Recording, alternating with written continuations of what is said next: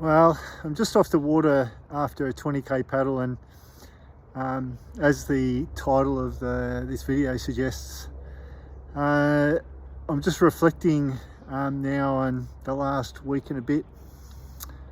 So it's now Sunday morning, and this time last week, it's fair to say I was in a mild panic. So probably last Wednesday, I'd been training really hard, and it's not unusual to be a bit tired and have a few sort of aches, muscular aches or whatever, that usually you can work out through stretching. Anyway, my lower back was giving me grief, which again, like if you're training really hard, and I'd just done a really hard portage session, was giving me grief. So I was doing lots of stretching, which seemed to relieve it, but I wasn't sleeping well. And then Thursday, again, same, really sore. And I just noticed a few, like a bit of a rash on my lower back. And because I'd done the portage session on the Wednesday, I'd sort of put that down to getting in and out of the boat. I might have like leant back and rubbed my lower back on the back of the cockpit. So it wasn't, as you know, as paddlers, we've often got different rashes from river water and chafing from the clothing or whatever we're wearing. So didn't really pay too much attention to it. And then, but by Friday, I had another look in the mirror, and that rash had grown quite a bit, and something told me it's not right. So I was at work that day, and I decided, probably, I didn't want to say to myself it could be shingles, but I'd sort of Googled lower back pain, rash, and that's the first thing that came up. I'm going, oh no. So I booked a doctor's appointment for straight after work, but unfortunately, because I wasn't, my normal GP wasn't available. It was a Friday evening because I knock off at 5, so my normal GP wasn't available, and the surgery I'd booked into, because I wasn't a regular patient, contacted me and said, sorry, we can't see you because you're not regular. So by this time it was 6 o'clock on a Friday night, so the only option I had was to go to a urgent care clinic and basically wait my turn. It took about 4 hours before I could get seen. And yeah, straight away the GP took one look and go, yep, you got shingles. No hesitation at all. But by that time I hadn't realised that there was you could actually see a line of rash that started from my spine and extended around my midriff. But when he pointed it out, I go, oh yeah, okay. But anyway, I'm not going to get into what shingles is right now in this little video. I'll probably stitch this together with I've been taking some photos of the rash as it got worse, and then as it's got better. But like I said, here we are, I guess 7, 8, 9 days after it was first diagnosed. So maybe 10, 11 days since my body succumbed to the chickenpox virus, which is basically because it's basically sitting in your nerves, in your spinal cord, and that ready to go. And like I said, I'll talk a little bit more about what it is later, but but good news is today I managed to get 20 k's in. Felt really good, body feels good, heart rate was fine. So touch wood, I'm hoping that this little hiccup, that's all it was, and this week I can start ramping back up to the intensity and the type of work I need to do before Worlds. But like I said, more video to come. I'll stitch this in with some other videos, more just for those of you who either get it in the future and want to see someone else's experience, or are just curious about why I haven't been training. For those who follow me on Strava and haven't seen any training happening, this is why. Okay, have a good day wherever you are. Okay, if you're squeamish, look away now. No, it's not that bad. I just thought I'd show you what it's looking like today after my paddle. So you can see it's across my midriff here and around, and so basically it comes from your spinal cord and then it follows nerve paths around the midriff. I'm really fortunate in that it's not low enough that it's being chafed by my pedal wear, and it's not high enough that it's interfering with my heart rate strap. So because yeah, basically because it works on your nerve pathway, it makes it hypersensitive. So just standing here, pain score is about 1. So as I put clothing on, pain score goes up to about 2, and if I touch it, if it has any pressure or whatever, pain score goes up to about 4. So it makes sleeping really difficult, and apparently this can last for weeks, and for really unlucky people for months. So let's hope it's not that long. But given that it started to heal really quickly, I'm hopeful that yeah, it's not that long. Okay, so I have shingles. And I just wanted to talk a little bit about what it's all about. Mainly for people who have yet to have it, or might find like me, they've got it, and what it means for their paddling. So for those who don't know, I'm no longer a registered nurse, but I've been a registered nurse for about 15 years. And in that time, I mainly looked after seniors, so in-home care and some residential care. And in that time, I'd come across shingles quite a lot. In my mind, shingles was something that old people got. And I mean, I'm talking about, yeah, post-retirement, frail, older people. I hadn't really come across much of it in younger people, or people of, I guess, my age group. I'm a Gen Xer, 57 years old, and I didn't necessarily think it was something that fit active people got. But of course, now I know. Look, as soon as I got it, I think I'll share in another video that I was in a mild panic. I've been putting so much work into my training for World Champs, not to mention investing a lot of money in getting there and getting a boat there and the travel and all the rest of it. So I felt like the rug had been pulled from underneath my feet when I first got diagnosed with it. Well, basically before I even went to the doctor, I knew, I'm pretty sure that's what it is.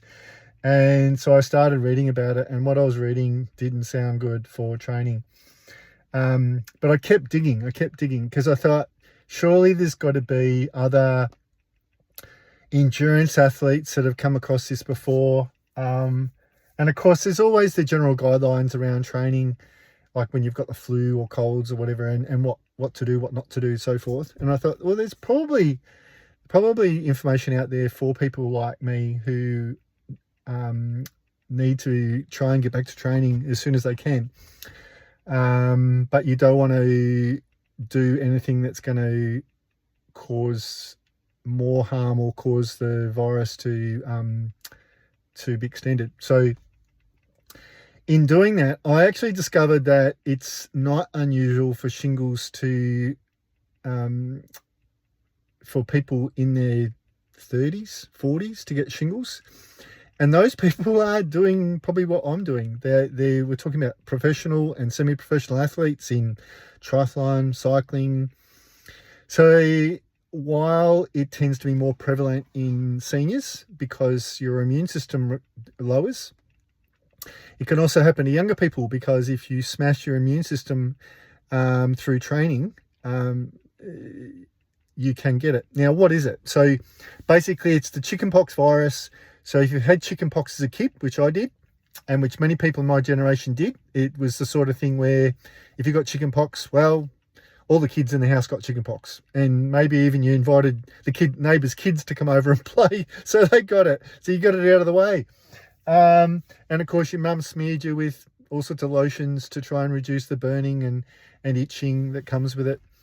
But yeah, it was just something that kids got.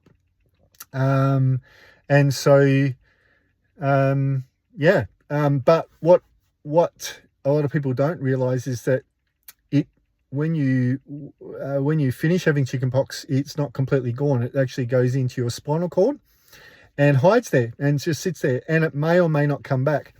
Now, I looked up the incidence for people in their 50s, and it's about 1 in 10. So you've either just got to be unlucky, or you've got to be someone like me who probably pushes the envelope as far as recovery goes in training, and your immune system lowers to the point where, it escapes and gets back out it travels down through our nerves. So it can actually happen, I won't say anywhere in your body, but it can happen in other areas. I think I've been fortunate where I've got it, and I've shown that in the other video. But yes, you can get it around your face, your eyes, your neck, and what I know from other people, older seniors that who've got it under their arms or around, it can be really, really debilitating because it's in places where you're moving your shirt or your arms. Like I said, I'm really lucky in that I've got it in a place where it's probably in the best place as a paddler, I think anyway. So if you've had it, it lies dormant. It can come out again. I've explained in the other video how mine came out. And so the first thing I did, as I said, was start researching it about the do's and don'ts and what's possible. What a lot of the endurance athletes in various forums had to say was that certain medical advice they got was keep your heart rate low when you return to training, which is pretty much true of anyone who's had a virus or infection. You go back, you ease into it. And apart from that, you just need to be able to train through the pain, because it's it affects your nerves. It's painful. I actually found I was in more pain before I got on the water today than when I was actually paddling. Once I got paddling, I actually felt quite comfortable. I was still aware of it. Wasn't painless, but it didn't cause any further pain to be able to be paddling, which was a real relief. So rewinding to what I did when I first got diagnosed. So the first thing the GP will do will give you a antiviral. So and the advice is, the sooner you can start on antiviral, it'll reduce the period and the severity of the outbreak. I don't think mine was necessarily early, but I think it was early enough that it had a good impact. The other thing I chose to do, the science on this isn't settled, but there is some science that suggests the way that the virus replicates is by using an amino acid, and it's going to escape me now. So there's lysine and arginine, and the arginine amino acid, which is a protein, is in a lot of foods that I chose to eat. So my diet actually ended up being the worst possible diet for the replication of this virus.